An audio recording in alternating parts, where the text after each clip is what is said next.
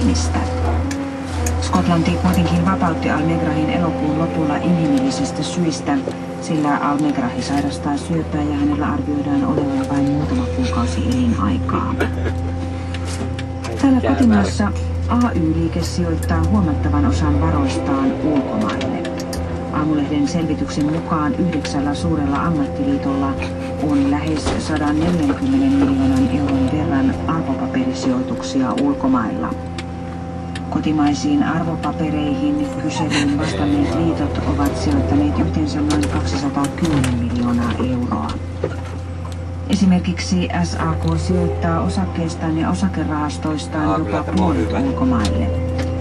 Suomen suurin ammattiliitto, julkisten ja hyvinvointialojen liitto JHL, taas ilmoittaa lehden haastattelussa, ettei se kiinnitä mitään huomiota sijoitusten. Tasavallan presidentti Tarja Halonen ja tohtori Pentti Arajärvi matkustavat tänään New Yorkiin YK:n yleiskokouksen avajaisviikolle.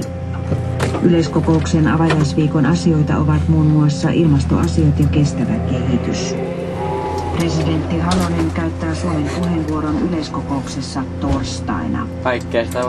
YK-viikon aikana presidentti Halonen tapaa useita valtionpäämiehiä ja YK:n pääsihteerin. Hän osallistuu myös Yhdysvaltain presidentin Barack Obaman vastaanotolle ja ulkoministeri Hillary Clintonin kutsumaan naisjohtajien tapaamiseen.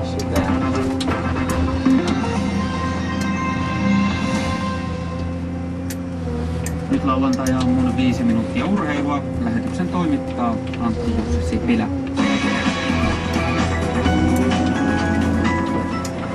Puolassa pelattavien miesten koripallon EM